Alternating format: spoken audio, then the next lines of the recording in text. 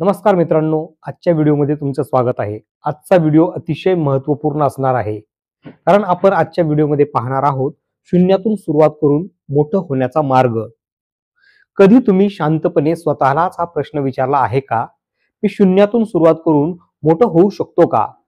हा प्रश्न महाराष्ट्रातील हजारो तरुण दररोज स्वतःला विचारतात आणि सत्य इतकंच आहे की हो, तुम्ही होऊ शकता.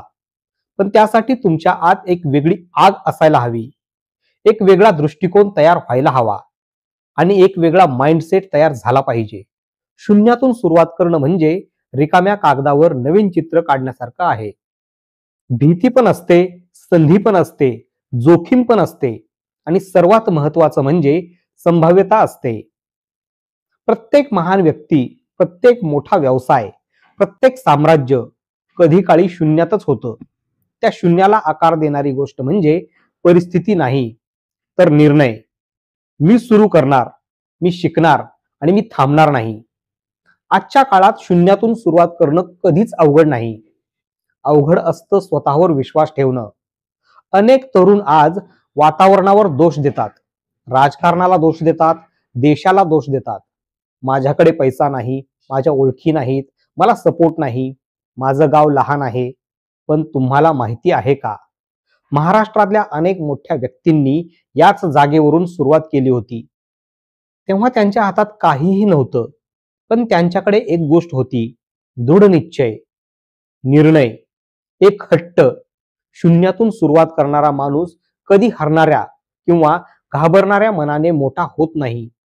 तो मोठा होतो कारण तो परिस्थिती जरी विरुद्ध असली तरी स्वतःच्या क्षमतेवर अविश्वसनीय विश्वास ठेवतो. जेव्हा बाकीचे म्हणतात तुझ्याकडून काहीही होणार नाही, तेव्हा तो म्हणतो माझ्याकडूनच होणार आहे. शून्यातून सुरुवात करण्याचा पहिला सिद्धांत म्हणजे मेहनत.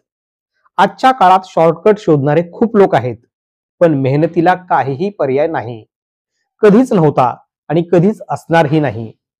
मेहनत म्हणजे घाम नाही, मेहनत म्हणजे सातत्य, म्हणजे रोज उठून स्वतःला मागच्या दिवसापेक्षा चांगलं बनविणे.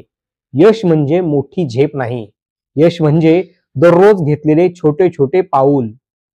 आज एक कौशल्य शिका, उद्या एक नवीन अनुभव घ्या, परवा एक छोटी चूक करा आणि त्यातून शिकून ती परत कधीच करू नका. अशा छोट्या पावलांनीच मोठा प्रवास सुरू होतो. शून्यातून सुरुवात करणाऱ्याला झटपट यश मिळत नाही, हे खरं आहे.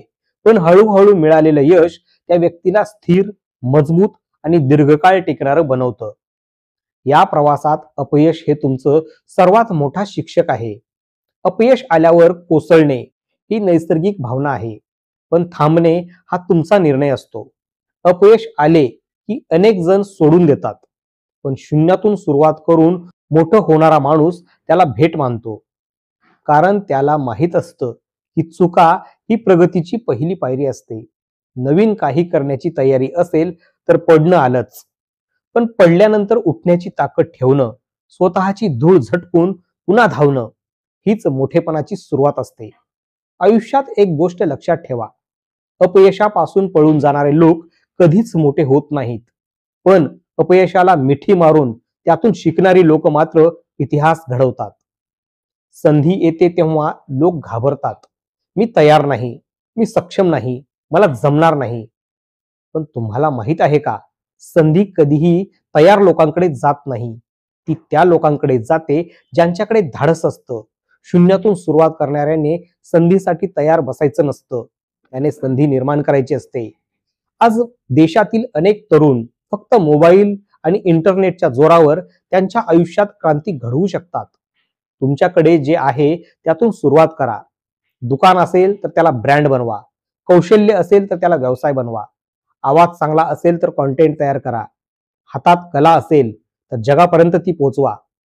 आज जग इतकं उघडं आहे की छोट्या गावातील मुलगा थेट जागतिक लेवलवर जाऊ शकतो.